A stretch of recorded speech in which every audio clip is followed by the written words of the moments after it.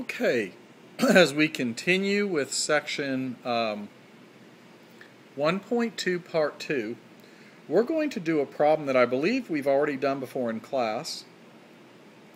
But just in case you don't remember it, or you weren't there, or we haven't done it yet, but I think we have done this one. I've given you a quadratic function, the opposite of x squared plus 4x minus 1. It wants us to graph it and show a picture. So let's come over to our calculator. Of course we know to push zoom, yeah, it's on already, good. Zoom 6 gives me a standard window.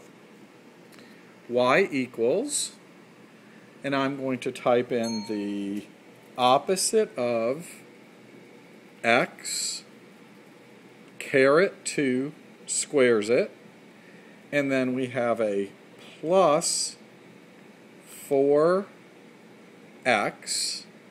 and the minus is the gray minus 1. So make sure I've entered it right. There we are. The opposite of x caret 2 plus 4x minus 1.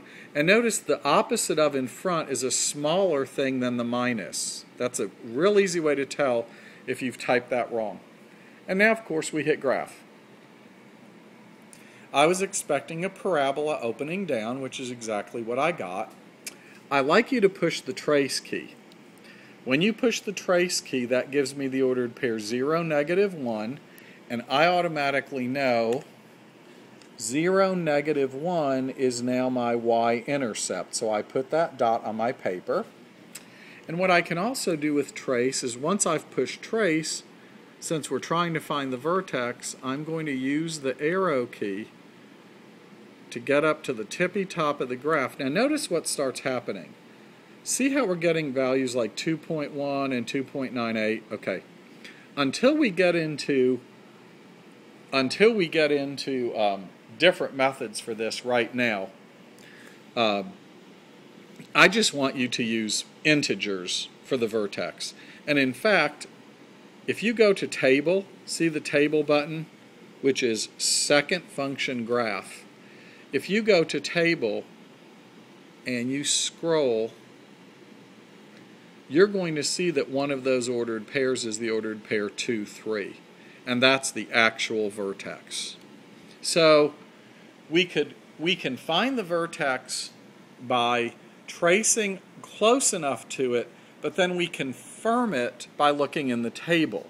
Now again, in later sections, I'm going to show you a better way to find the vertex. But for test 1, which is all I'm interested in right now, let's do it with trace and then confirm it by looking in table. So the vertex is the ordered pair 2, 3.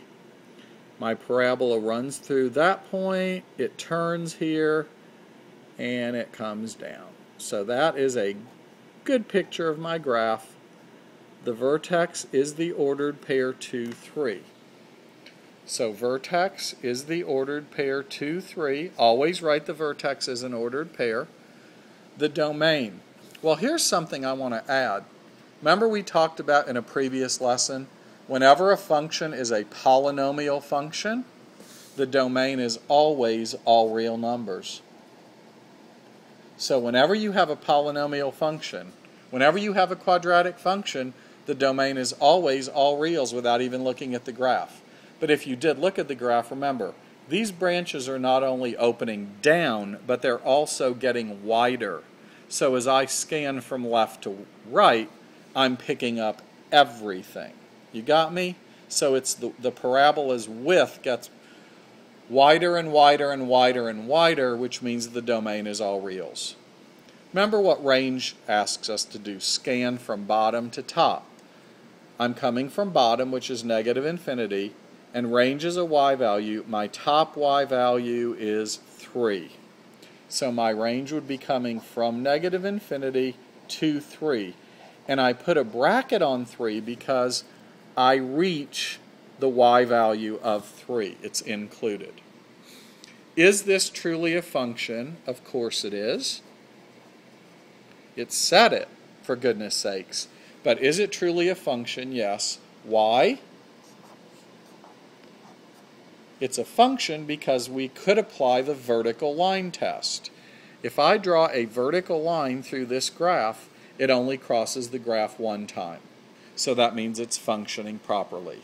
So VLT, the vertical line test, not BLT, guys, it's not the sandwich, it's the vertical line test, and that tells us our graph is a function. Remember, maximum, minimum, these always refer to the y value only. So if I ask you for the maximum value of this graph, I'm asking you for the largest y value it ever reaches, and I hope you see that that would be the number 3. The highest, if this was an elevator, the highest floor the elevator reaches would be floor 3. So my maximum value is the number 3. Do not write it as an ordered pair. It's a number. It's the y value that is the maximum. Minimum, well, this elevator goes to the pits of hell and keeps getting lower and lower, doesn't it? So is there a minimum value? No. And the best way to write that is by saying there is none. Okay? Some of your future teachers might allow you to write negative infinity, and I probably wouldn't mark it wrong if you did. Negative infinity, after all, is just a symbol telling me the graph keeps dropping. I would prefer the answer none.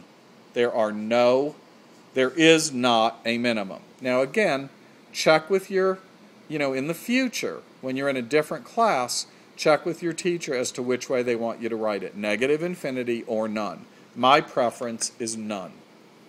And we're done.